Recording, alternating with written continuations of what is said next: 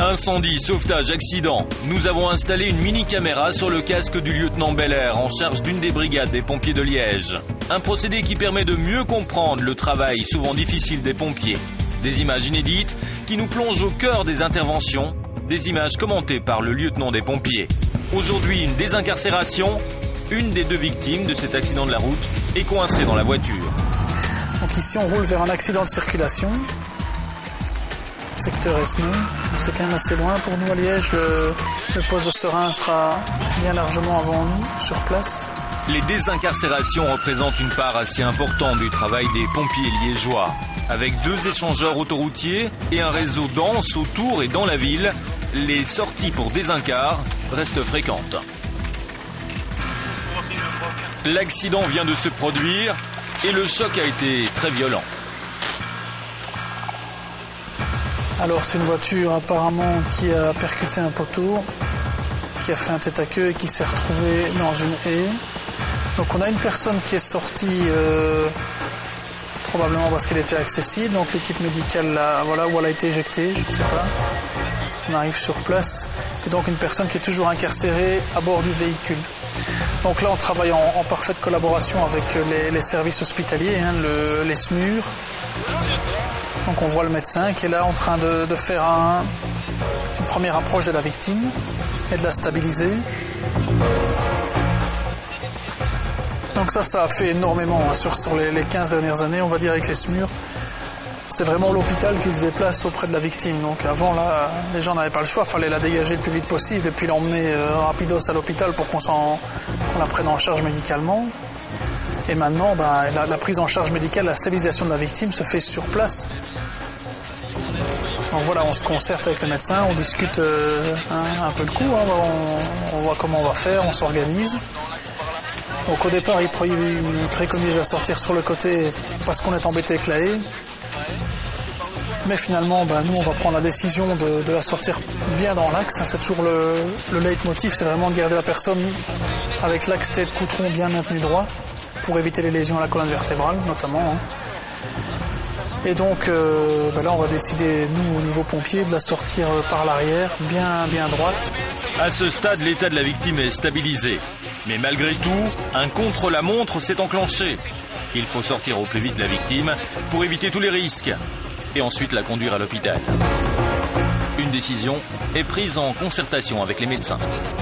Donc tout le monde est sous les ordres de l'officier pompier, que ce soit les pompiers, la police, le médical, c'est la discipline 1, donc en l'occurrence nous, sur ce genre d'opération qui dirige la manœuvre. Et évidemment en concertation avec les autres, on n'a aucune raison d'aller contre un avis médical par exemple, ça n'aurait pas de sens. Il connaît très bien son boulot, le docteur, et c'est lui qui au niveau médical va donner le feu vert pour extraire la victime par exemple quand elle sera bien stable. Les pompiers vont donc tronçonner la haie pour permettre un dégagement plus facile, pendant que le personnel médical continue de surveiller l'état de la victime. Alors voilà, comme on a décidé de sortir par l'arrière, on va faire abattre la haie. On a tout ce qu'il faut, on est équipé vraiment pour le sauvetage.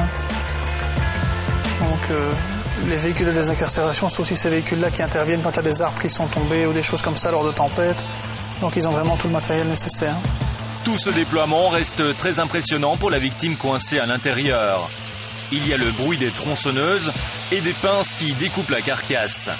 Pour la rassurer, un pompier que l'on appelle l'écureuil est chargé de lui expliquer ce qui est en train de se passer autour de lui.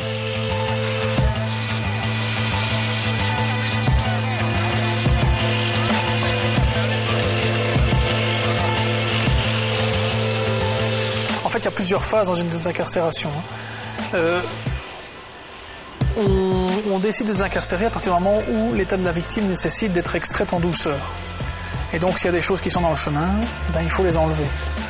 Donc, évidemment, il faut aussi que l'étape du véhicule le nécessite. Parfois, rien qu'en ouvrant la portière, on va savoir utiliser ce qu'on appelle la coquille Ferno. Donc, c'est une espèce de corset dans lequel on va maintenir la victime. Ça sera suffisant pour la sortir sans heurts.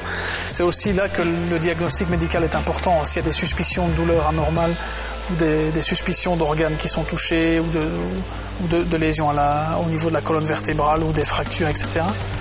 Mais on préfère prendre toutes les précautions et vraiment maintenir la sortie axe, tête, coutron bien maintenue.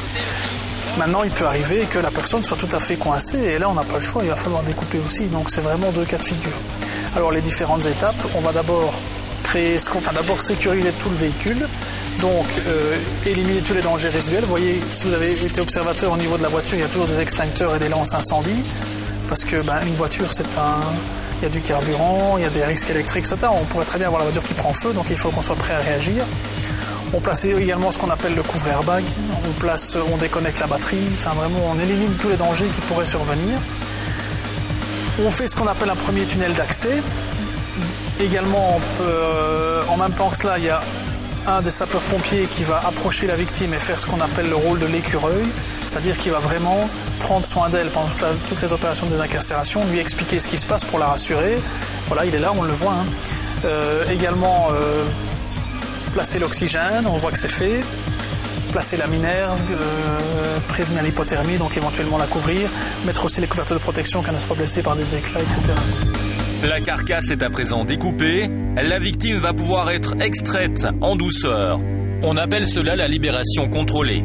Elle est à présent conduite à l'hôpital où elle recevra tous les soins appropriés. Pour les pompiers, c'est une opération réussie.